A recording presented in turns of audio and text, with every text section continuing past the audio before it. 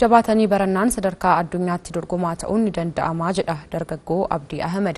Dargaggoo Abdiin muummee barnootaa faarmaasiin biyya Indiyaarraa Yuunivarsiitii Arrikee jedhamurraa qabxii olaanaa galmeessisuun eebbifameera. Iftuu Mulaatu.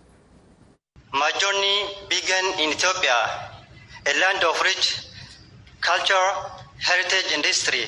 Haala baruuf barsiisuu mijataa hin taane keessatti barattoonni mul'ata fagoo qaban rakkoo isaan mudatuuf utuu hin jilbeenfatin jabaatanii barachuun sadarkaa idil addunyaatti dorgomoo ta'uun maqaa biyya isaanii waamsisaa jiran uumamaa jiru. Abdii Ahmed godina Baalee aanaa Gaasaraa ganda Itayyootti dhalate. Mana barumsaa sadarkaa lammaffaa magaalaa Roobeetti xumure. Booda carraa barnootaa biyya alaa argachuun gara biyya Indiyaatti male. Abdiin jalqabarraa kaasee barataa qaxalee waan tureef barattoota biyyoota guddatanii waliin kutaa tokko keessatti yeroo waliin baratu hin rakkanne. Caalmaatti jabaatee hojjechuun qabxii gaarii galmeessuu fi maqaa biyya isaa waamsisuuf kutannoon dubbisuu eegale. Turtii barnoota isaatii keessattis dandeettii isaa gabbifachaa dhufe. Barnoota faarmaasii eegaleen qabxii gaarii galmeessuun eebbifame. Mul'ata isaa dhugoomsee maqaa biyya isaa waamsise.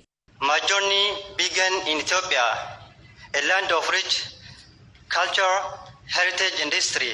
Imalli koo Itoophiyaa biyya aadaa fi seenaa qabeettii taaterraa eegale. Indiyaa fi Itoophiyaan biyyoota aadaa walitti dhufeenya qabu qabanidha.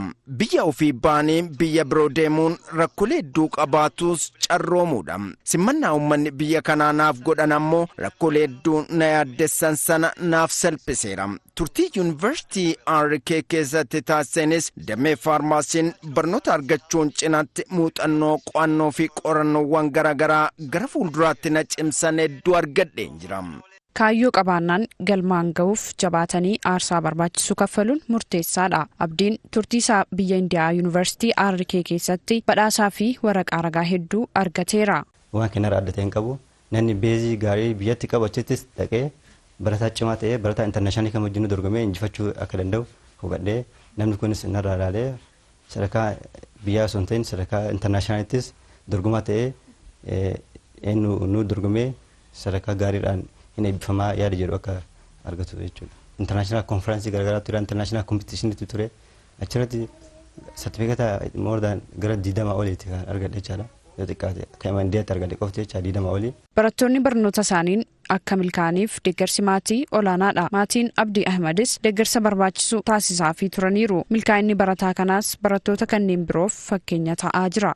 Maatii keessatti waliigaltee guddatu jira. Haati tasgabbootuudha. Gorfamuu lollaan qabanii innis lollaan qabu nullee lolluuni jabeessinee gorsaatuma akkasitti guddisne.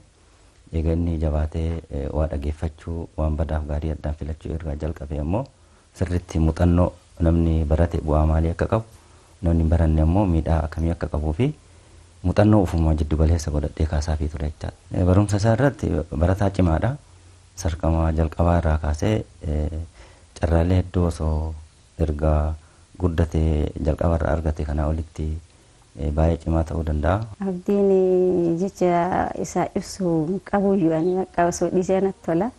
Jecha kana jedhee abdiidhaa ibsuu qabu.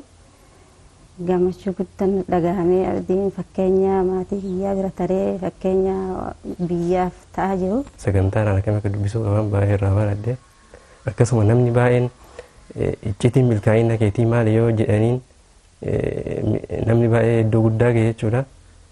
Ibsuu danda'a garuu iccitii milkaa'ina isaa keessaan sirriitti kan beekuu danda'u maatii isaati akkasuma obboleewwan isaati.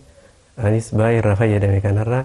Abdiin ogummaa horate kanaan biyya isaa tajaajiluuf qophaa'aa jira. Muuxannoo qabus qooduuf qophii ta'uusaa hima. Hanqinni meeshaalee barnootaa fi sadarkaan manneen barnootaa utuu hin daangessin barattoonni bakka jiranitti jabaatanii hojjechuun ofii isaaniitiif biyya isaanii jijjiiruu qabu jechuun Abdii Ahmed dhaameera. Barattoota yuunivarsiitii barataa jiraniif waan danda'amu yeroo boqonnaa isaanii tireeningii garaagaraa kennuudhaan yookaan immoo barattoota barsiisuudhaan haala kana yoo dabarsan isaaniif gaarii ta'a.